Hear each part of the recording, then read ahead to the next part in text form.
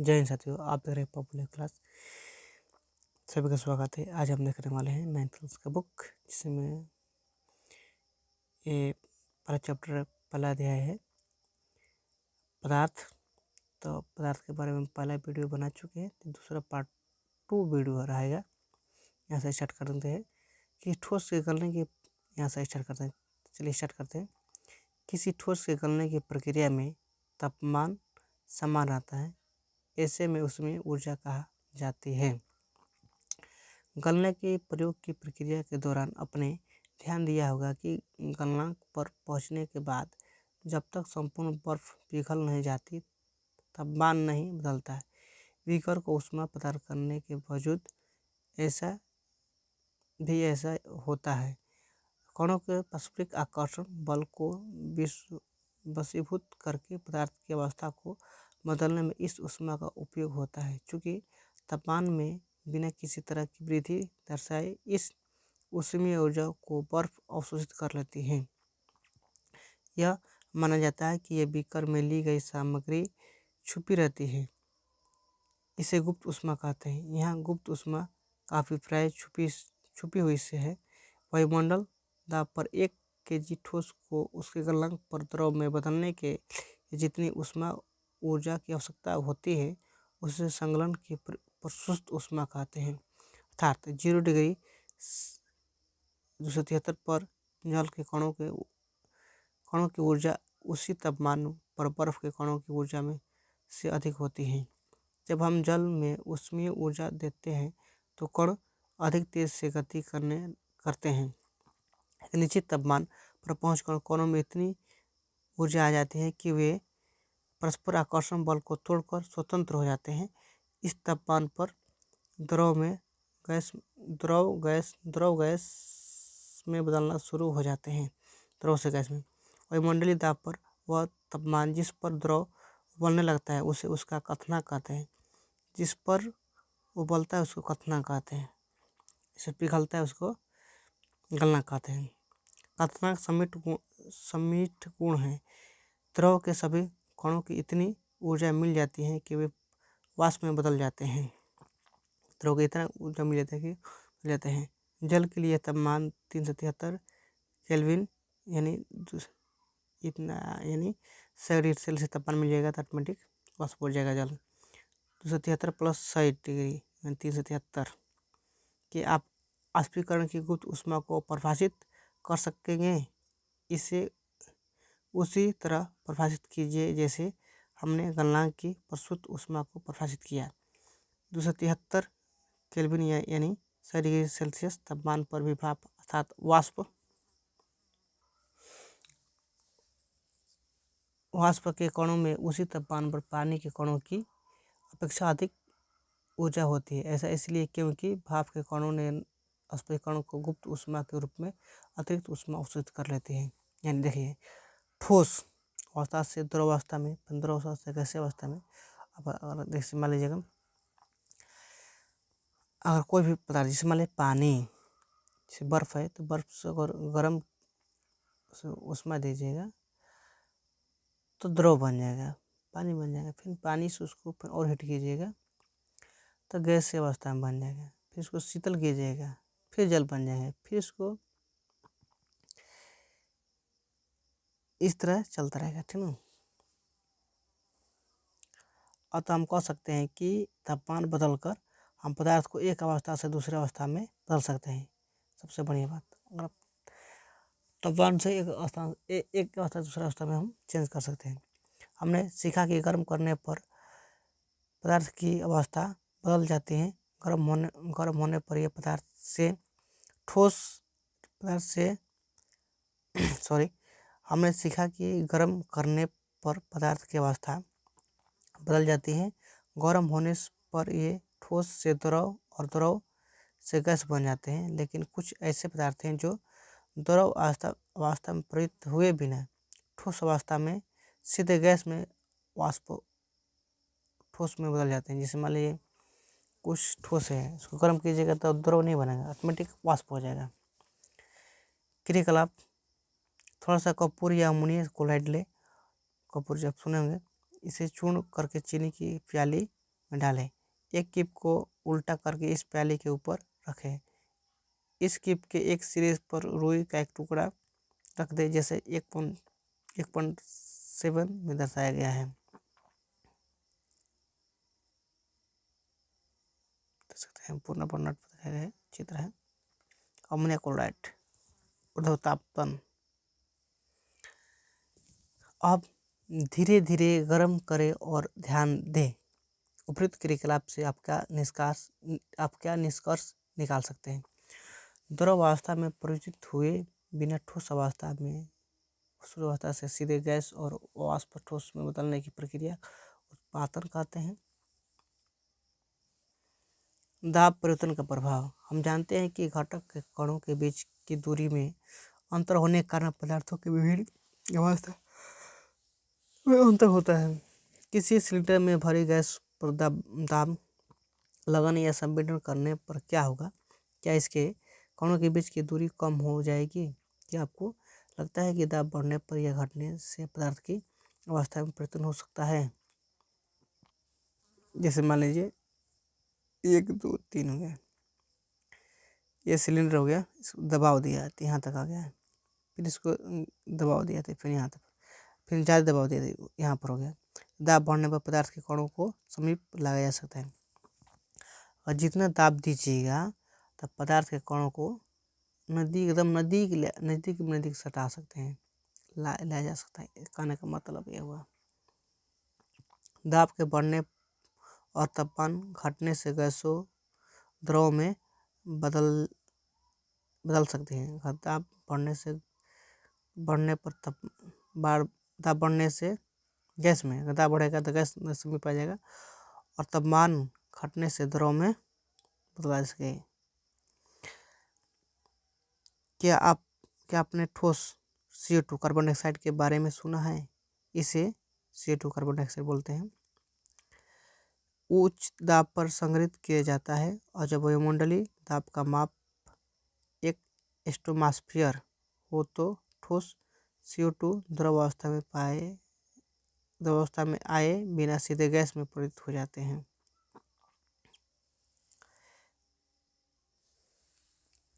यही कारण है कि ठोस कार्बन डाइऑक्साइड को शुष्क बर्फ डायरी कहते हैं। सबसे बढ़िया क्वेश्चन याद कीजिएगा, कार्बन डाइऑक्साइड को क्या कहते हैं? शुष्क बर्फ, मैंने आइस डायरी कहते हैं, शुष्क बर्फ। इस तरह से हम कह सकते हैं कि पदार्थ की अवस्थाएं 3, यानी ठोस, द्रव और गैस। तो क्या बोलिएगा, पदार्थ की अवस्था कितनी होती है? 3, ठोस, द्रव और गैस। दाब और तापमान द्वारा तय होती है। देखिए पदार्थ कितने प्रकार होगा? ठोस, द्रव, गैस। और ठोस को संलग्न करेंगे तो द्रव बनेगा, फिर संलग्न से वाष्पीकरण करेंगे तो गैस बन जाएगा, फिर गैस से ऊर्ध्वतापन करेंगे तो ठोस। इस प्रक्रिया चलता है। तो तीनों अवस्था में पदार्थ का रूपांतरण देख लिए। और प्रश्न, निम्नलिखित तापमान को सेल्सियस में बदले। किस तापमान पर जल का अवस्था बदले? किस तापमान पर परिवर्तन अवस्था के दौरान तापमान में स्थिर क्या होता है? और मंडलीय गैसों के द्रव में परिवर्तन करने के लिए कोई विधि समझाएं। वाष्पीकरण। पदार्थ की अवस्था के लिए क्या सदैव ऊष्मा देना या दाब बदलना आवश्यक है? क्या अपने दैनिक जीवन से आप ऐसा कोई उदाहरण दे सकते हैं कि जिसमें बिना कथनाक पर पहुंचे हुए क्या कोई द्रव वाष्प अवस्था में बदल जा सकता है? जल को खुला छोड़ दे पर यह धीरे धीरे वाष्प में परिवर्तित हो जाता है। गीले कपड़े सूख जाते हैं। इन दोनों उदाहरणों में जल का क्या हुआ? हम जानते हैं कि पदार्थ के कण हमेशा गतिशील होते हैं और कभी रुकते नहीं, जानते हैं, पहले ही बताए थे। एक निश्चित तापमान पर गैस, द्रव और ठोस के कणों में विभिन्न मात्रा में गतिज ऊर्जा होती है। द्रव में सतह पर स्थित कणों के कुछ अंशों में इतनी गतिज ऊर्जा होती है कि वे एक दूसरे कणों के आकर्षण बल से मुक्त हो जाते हैं। क्वथनांक से कम तापमान पर द्रव के वाष्प में परिवर्तित होने इस प्रक्रिया को वाष्पीकरण कहते हैं। क्वथनांक कम तापमान पर द्रव को वाष्प में परिवर्तित होने वाष्पीकरण कहते हैं। वाष्पीकरण के प्रभावित करने वाले कारक। क्रियाकलाप, एक क्रियाकलाप के माध्यम से समझते हैं।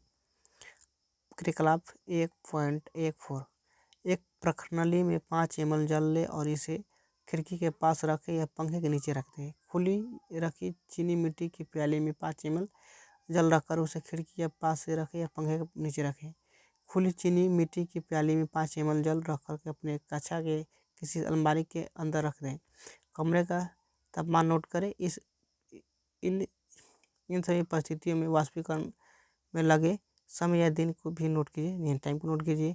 वाष्पीकरण के दिन में भी इन प्रक्रिया को करके अपने परिश्रमों को लिखें। वाष्पीकरण के निम्नलिखित तथ्यों के बारे में कि आप अनुमान लगा सकते हैं कि तापमान का प्रभाव, सतहों का क्षेत्र और वायुमंडलीय तल की चाल। आपने ध्यान दिया होगा कि वाष्पीकरण के दर निम्नलिखित सतह के साथ बढ़ते हैं। सबसे बढ़िया वाष्पीकरण सतह के साथ।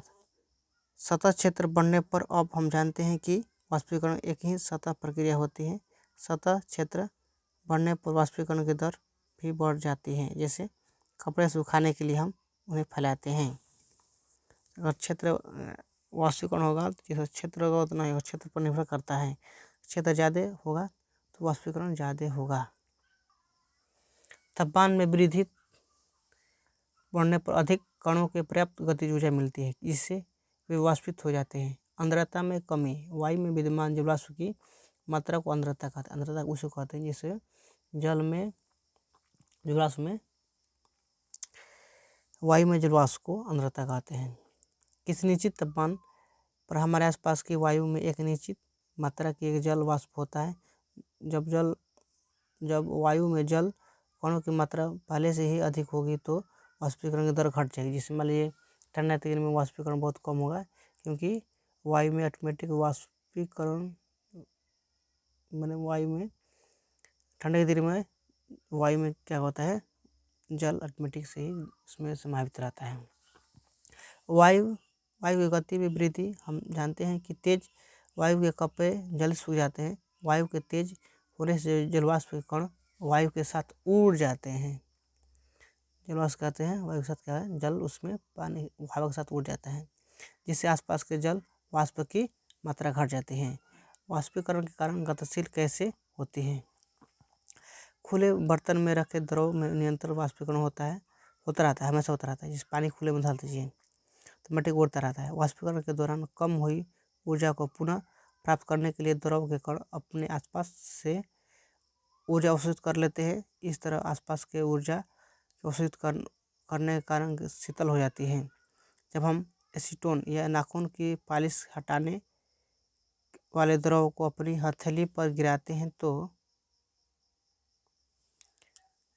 तो क्या होता है, इसके कण आपकी हथेली या उसके आसपास से ऊर्जा प्राप्त कर लेती हैं और वाष्पित हो जाती हैं, जिससे हथेली पर शीतलता महसूस होती है। तेज धूप वाले दिन के बाद लोग अपनी छत या खुले स्थान पर जल छिड़कते हैं, क्योंकि जल के वाष्पीकरण की गुप्त ऊष्मा गर्म सतह को शीतल बनाती है। क्या आप वाष्पीकरण के कारण शीतल होने के और उदाहरण दे सकते हैं। गर्मी में हम सूती कपड़े क्यों पहनने चाहिए। शारीरिक प्रक्रिया के कारण गर्मियों में हम ज़्यादा पसीना आता है, जिससे हमें शीतलता मिलती है। जैसे कि हम जानते हैं कि वाष्पीकरण के दौरान द्रव की सतह के कण हमारे शरीर या आसपास के जल से ऊर्जा प्राप्त करके वाष्प में बदल जाते हैं। वाष्पीकरण की प्रस्तुत ऊष्मा के बराबर ऊष्मीय ऊर्जा हमारे शरीर से वाष्पित हो जाती है, जिससे शरीर शीतल हो जाता है। क्योंकि सूती कपड़ों में जल अवशोषण अधिक होता है, इसलिए हमारा पसीना हमें अवशोषित होकर वायुमंडल में अपनी आसानी से वाष्पित हो जाता है। बर्फीले जल से भरे गिलास की बाहरी सतह पर जल की बूंदी क्यों नजर आती है। जैसे मान लीजिए फ्रिज से अपन एक बोतल पानी लिए, फ्रिज से एक बोतल पानी इसको निकालें, तो जब बाहर निकालिएगा तो उसमें छोटे छोटे बूंदे चिपक जाएगी। ऐसा क्यों होता है। तो किसी बर्तन में हम बर्फीले जल रखते हैं, जल्दी ही बर्तन की बाहरी सतह पर हमें जल की बूंदें नज़र आने लगती है। जिसे फ्रिज से एक बोतल निकालें बाहर गर्मी के दिनों में तो छोटे छोटे बूंदें चिपक जाती हैं। वायु में उपस्थित जलवाष्प की ऊर्जा इस पर क्या होती है, ठंडे पानी के संपर्क में आकर हम कम हो जाती है और यह द्रव अवस्था में बदल जाती है, जो हम जल की बूंदे के रूप में नजर आती है। क्या होती है, पानी के संपर्क में आकर कम हो जाती है, ठीक ना। अब प्रश्न सूक्ष्म दिन के कूलर अधिक ठंडा क्यों करता है? गर्मी के घड़े का जल ठंडा क्यों होता है? वाष्पीकरण कारण। स्टोन यंत्र का डालने की हथेली पर ठंडी की वजह वाष्पीकरण कारण। कम अपेक्षा प्लेट कम गर्म होने पर चाय जल्दी क्यों पी जाती है? मैं वाष्पीकरण कारण। सतह जल्दी होगा, सतह होगा। गर्मी में हम किस किस तरह कपड़े पहनना चाहिए सूती के? हमारे भारत के वैज्ञानिक हैं बोस आइंस्टीन कंसेंट, जिसका जन्म 1894 में और 1974 में इनकी डेथ हुई थी। अल्बर्ट आइंस्टीन का जन्म 1879 में और इनका निधन 1955 में। ठीक, और देख लीजिए पांचवी, एक बात पढ़ लीजिए। अब वैज्ञानिक पदार्थ की 5 अवस्था की चर्चा कर रहे हैं।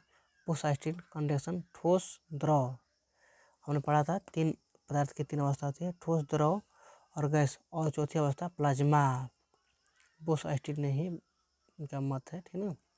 बोस प्लाज्मा, इस अवस्था के कण अत्यंत अधिक ऊर्जा वाले और अधिक तेजस होते हैं। ये कण आकृत गैस के रूप में होते हैं।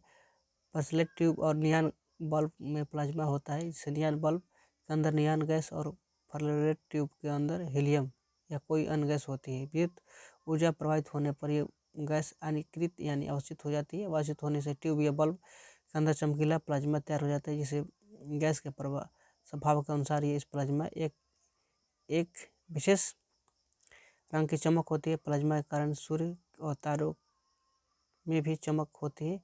इस उच्च तापमान के कारण ही तारों में प्लाज्मा बनता है। इसने बात किसने कही थी? बोस आइंस्टीन। 1920 में 1920 में भारतीय भौतिक वैज्ञानिक सत्येंद्र बोस ने पदार्थ की 5वीं अवस्था के लिए कुछ गणनाएं की थी। उन गणनाओं के आधार पर अल्बर्ट आइंस्टीन ने पदार्थ की एक नई अवस्था की भविष्यवाणी की, जिसे बोस आइंस्टीन BEC कहा गया। सन 2001 में अमेरिका के एरिक एक कर्नल, वोल्फ्गैंग कैंट्रेल और कार्ल इनवेन को बोस आइंस्टीन नोबेल पुरस्कार से सम्मानित किया गया। समानता वायु के घनत्व वाले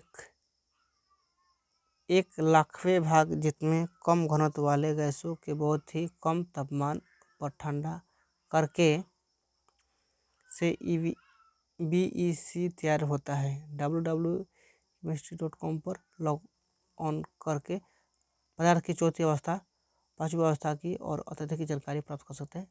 कहने का मतलब ये हुआ कि बोस आइंस्टीन हमारे भारत के थे और हमारे इसमें पढ़ा हमने पदार्थ 3 प्रकार का होता है, ठोस, द्रव और गैस, और चौथी प्लाज्मा। और चौथी पांचवा कम इसको डॉट पर हम देख सकते हैं। अब देखिए साथ क्वेश्चन भी कहाँ दिया है।